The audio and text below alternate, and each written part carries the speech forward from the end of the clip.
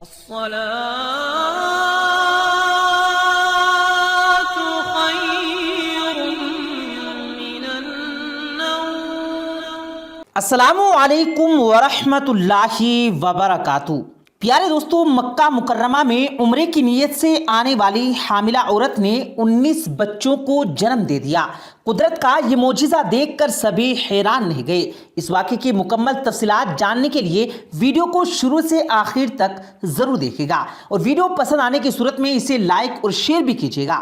پیارے دوستو، سعودی عرب کی روزینہ نامی خاتون کے یہاں شادی کے کئی سال بعد بھی اولاد پیدا نہیں ہو رہی تھی۔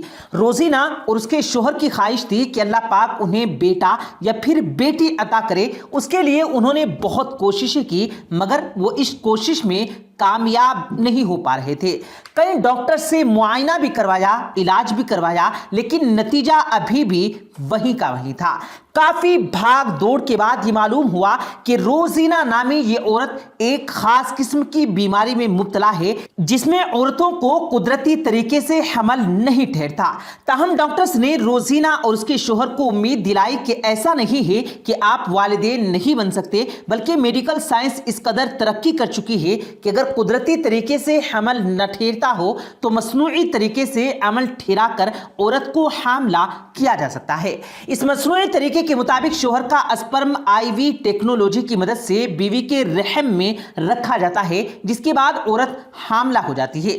ڈاکٹرز کی یہ بات سن کر روزینہ اور اس کا شوہر مصنوعی طریقے سے حمل ٹھہرانے پر رضامند ہو گئے۔ تاہم ڈاکٹرز نے ایک بری خبر بھی سنائی کہ سعودی عرب کے کسی بھی ہسپتال میں IV ٹیکنالوجی استعمال نہیں کی جاتی، اس لیے انہیں اس کے لیے امریکہ جانا ہوگا۔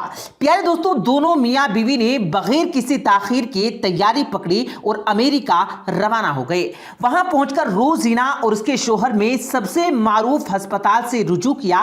امریکی ڈاکٹر نے تمام تر رپورٹ دیکھ کر انہیں آپریشن کی ڈیٹ طے کر دی۔ آپریشن کے کچھ دنوں بعد ہی روزینہ حاملہ ہو گئی۔ اب دونوں میاں بیوی کی خوشی کی انتہا نہ رہی۔ اللہ نے ایک عرصے کے بعد ان کی خواہش پوری کر دی تھی۔ روزینہ اور اس کا شوہر واپس سعودی عرب جانا چاہتے تھے، مگر امریکی ڈاکٹرز نے کچھ دن مزید رکنے کا کہا تو وہ ہسپتال میں ہی ٹھہر گئے۔ دوستو، تقریباً 2 مہینے بعد ڈاکٹرز نے جب روزینہ کا چیک اپ کیا تو صورتحال بالکل نارمل تھی۔ یہی وجہ تھی کہ ڈاکٹرز نے روزینہ کو ڈسچارج کر دیا۔ ہسپتال سے ڈسچارج ہونے کے بعد روزینہ اور اس کے شوہر نے فلائٹ پکڑی اور سعودی عرب روانہ ہو گئے۔ پیارے دوستو، دونوں میاں بیوی بہت خوش تھے اور دن گن رہے تھے کہ کب ان کی اولاد دنیا میں آئے گی۔ حمل کے 7ویں ماہ میں روزینہ نے اپنے شوہر کو بلایا اور خواہش ظاہر کی کہ وہ بچے کی پیدائش سے پہلے عمرہ ادا کرنا چاہتی ہے۔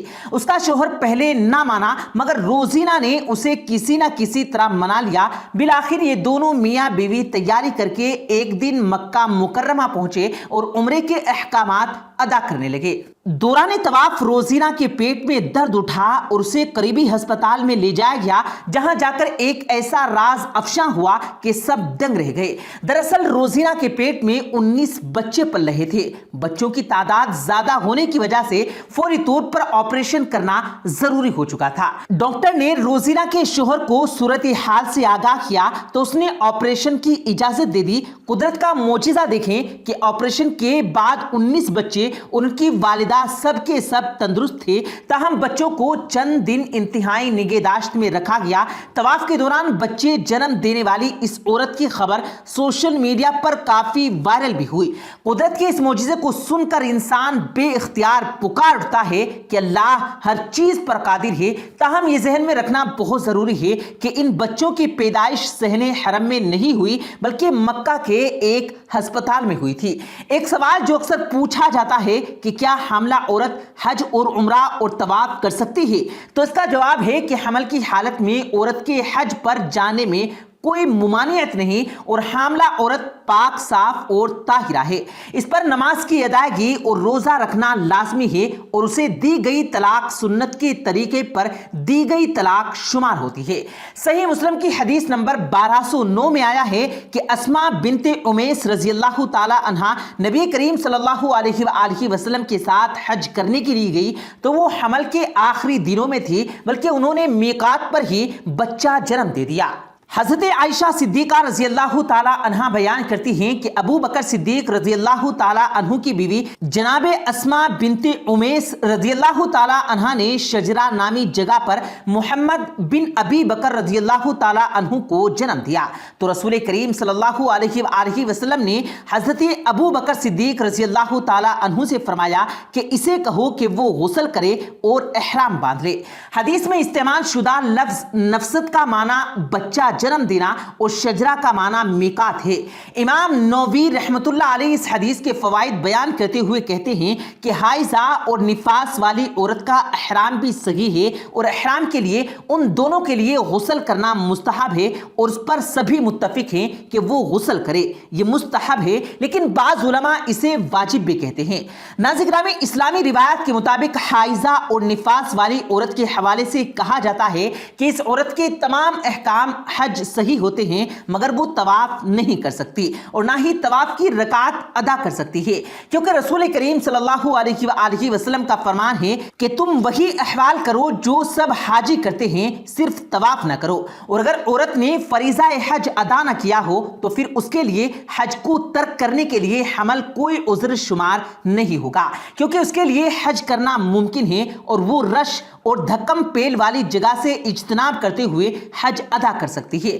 اگر وہ خود کنکریاں نہیں مار سکتی تو کسی کو اپنی طرف سے کنکریاں مارنے کے لیے وکیل مقرر کر سکتی ہے، اور اسی طرح اگر وہ پیدل چل کر طواف صحیح نہیں کر سکتی تو وہیل چیئر پر بھی کر سکتی ہے۔ اگر کوئی عورت حاملہ ہو اور کسی تجربے کار اور اسپیشلسٹ ڈاکٹر نے یہ بتایا ہو کہ اس عورت کی کمزوری یا بیماری یا کسی اور سبب کی وجہ سے اس کے حج پر جانے کی بنا پر اسے اپنی جان یا پھر اپنے بچے کی جان کو خطرہ ہے تو اس صورت کو اس برس حج پر جانے سے منع کر دیا جائے، اور اسے حج سے روکنے کی دلیل نبی کریم صلی اللہ علیہ وآلہ وسلم کا مندرجہ ذیل فرمان ہے کہ نہ تو خود نقصان اٹھاؤ اور نہ ہی کسی دوسرے کو نقصان دو۔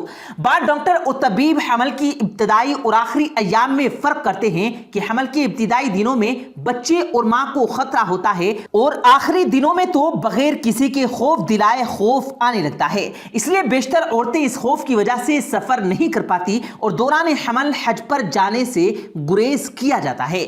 بے شک حج اسلام کے 5 بنیادی ارکانوں میں سے ایک اہم رکن ہے۔ اللہ تعالیٰ سورہ آل عمران کی آیت نمبر 97 میں ارشاد فرماتا ہے، ان لوگوں پر اللہ کے لیے خانہ کعبہ کا حج کرنا فرض ہے جو وہاں جانے کی استطاعت رکھتے ہوں، اور جو نہ مانے اور باوجود قدرت کے حج کو نہ جائے تو اللہ تعالیٰ سارے جہاں سے بے نیاز ہے۔ یہی وجہ ہے کہ رسول کریم صلی اللہ علیہ وآلہ وسلم نے فرمایا، فریضہ حج ادا کرنے میں جلدی کرو کیونکہ کسی کو نہیں معلوم کہ اسے کیا عذر پیش آ جائے۔ ایک اور مقام پر آپ صلی اللہ علیہ وآلہ وسلم نے فرمایا، جس شخص کو کسی ضروری حاجت یا ظالم بادشاہ یا شدید مرض نے حج سے نہیں روکا اور اس نے حج نہیں کیا اور مر گیا تو وہ چاہے یہودی ہو کر مرے یا نصرانی ہو کر مرے، یعنی یہ شخص یہود و نصارہ کے مشابہ ہے۔ اسی طرح ایک اور جگہ رسول کریم صلی اللہ علیہ وآلہ وسلم نے ارشاد فرمایا کہ جس نے اللہ کے لیے حج کیا اور اس دوران فحش کلامی یا جماع اور گناہ نہیں کیا تو وہ حج کے بعد گناہوں سے پاک ہو کر اپنے گھر اس طرح لوٹا جیسا کہ اس کی ماں نے اسے آج ہی جنا ہو۔ ویڈیو پسند آنے کی صورت میں اسے لائک کیجیے گا اور اپنے دوستوں کے ساتھ ضرور شیئر کیجیے گا، اور مزید اسی طرح کی ویڈیوز پانے کے لیے ہمارے یوٹیوب چینل کو سبسکرائب کر کے ساتھ میں لگے بیل آئیکن پر ضرور کلک کیجیے گا تاکہ مزید اپلوڈ ہونے والی ویڈیوز کا نوٹیفیکیشن بر وقت آپ تک پہنچتا رہے۔ مجھے دیجیے گا اجازت، ملتے ہیں پھر ایک نئی ویڈیو کے ساتھ، تب تک کے لیے اللہ حافظ۔